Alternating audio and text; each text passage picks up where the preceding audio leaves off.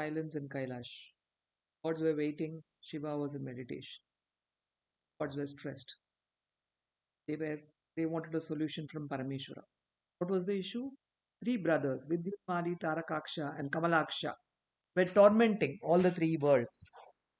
They were the sons of Asura Tarakasura. As sons of an Asura, they were by nature powerful. They decided to strengthen themselves further by doing a penance. They did up the penance towards Brahma. At long last, Brahma appeared before them. The brothers told Brahma that they wanted immortality. Brahma denied that. They asked for a boon of having a wandering fortress each. To protect themselves more, they told Brahma that all the fortresses can be destroyed only when they come in line, one Pushya Nakshatra, by one single arrow. Brahma found the boon a bit strange, but still granted the boon.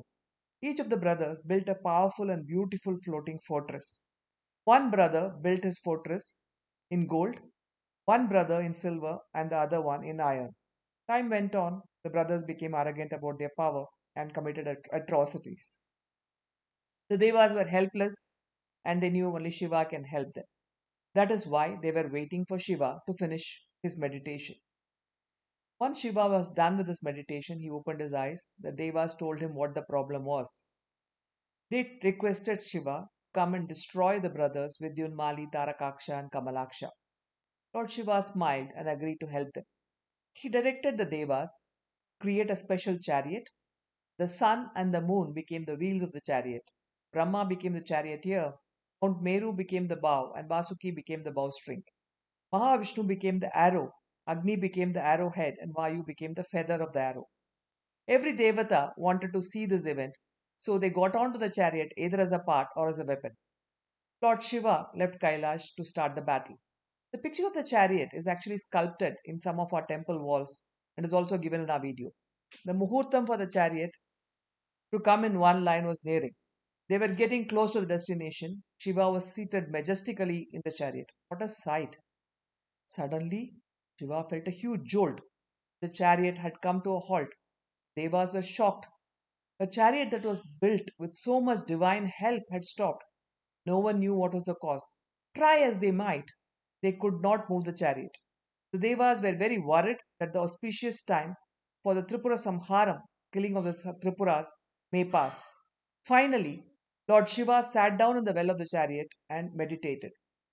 He wanted to find out what had happened. After a while, he got up with a smile. He called his Ganas. Make me a small Vigraha of Ganapati. The Ganas were surprised, but they did not have a habit of questioning their lord. So they quietly made a Ganapati out of sandalwood paste. Lord Shiva sat down in his chariot and prayed to his elder son Ganapati. The other Devatas were surprised to see the father worship the son. Once the puja was over, Ganapati came near his father with a smile and gave a small piece of wood, which was the axle of the chariot. Lord Shiva smiled and hugged Ganapati and said, I am sorry. I forgot to inform you and think of you before embarking on this journey. Please put the axle back so that the chariot can move.